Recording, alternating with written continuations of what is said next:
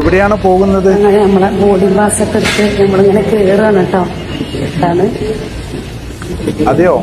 നേരെ ഫ്ലൈറ്റിലുള്ളത്. ഇനി ഫ്ലൈറ്റിലൊക്കെ കയറാൻ വേണ്ടി പോവുകയായിരിക്കും അല്ലെ? കയറിക്കൊണ്ടേ ഇരിക്കണപ്പോ ഈ പോണ പോക്ക് നമ്മള് നേരെ വിമാനത്തേക്കാണ് കേട്ടോ. ആ ബോർഡിംഗ് ഒക്കെ കിട്ടി, ഉഷാറായി. നമ്മളെ കൂടെ നമ്മളെ അമ്പിയുണ്ട്. ഒറ്റക്കല്ലേ? പോയിക്കൊണ്ടിരിക്കാണ്. ആ ഫാമിലി എല്ലാരും ഉണ്ടല്ലേ? നമസ്കാരവും മരിവും എല്ലാം കഴിഞ്ഞിട്ടാണ് നമ്മൾ പോണത്. അപ്പോ ഇതാണ് നമ്മുടെ ന്യൂ ജനറേഷൻ ഉംറ. കേട്ടല്ലോ, ന്യൂ ജനറേഷൻ ഉംറ എന്ന് പറഞ്ഞാൽ ഇതാണ്.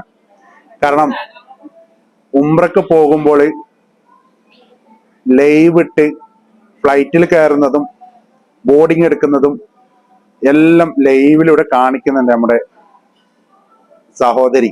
ഇനി ആ സഹോദരിയുടെ ഉംറയും ലൈവായിട്ട് കാണിച്ചിട്ടുണ്ടോ എന്നുള്ള കാര്യങ്ങൾ അറിയില്ല, കാരണം ആ വീഡിയോ ഒന്നും കണ്ടിട്ടില്ല. എന്തായാലും ഉംറ ചെയ്യാൻ വേണ്ടി പോകുമ്പോൾ നല്ല കാര്യമാണ് ചെയ്തത്. കാരണം സ്ത്രീകളെ സംബന്ധിച്ചിടത്തോളം മുഖവും മുൻകൈയും വെച്ചിട്ട് മറ്റുള്ള ഭാഗങ്ങൾ കാണിക്കാൻ പാടില്ല. അത് വീട്ടിനുള്ളിലാണ്.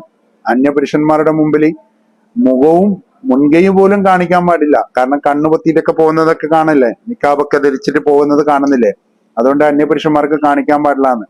അപ്പോ ഉംറ പോലുള്ള നല്ല സൽക്കർമ്മങ്ങൾ ചെയ്യുന്ന സമയത്ത് ഇതുപോലെ കാണിച്ച് മുഖമൊക്കെ കാണിച്ച് ഉംറയൊക്കെ ആർഭാടമാക്കി അതൊക്കെ ഒരു പൊങ്ങച്ചത്തിന്റെ ഭാഗമാക്കി മാറ്റുന്നതിൽ സഹോദരി സങ്കടമുണ്ട് കേട്ടോ.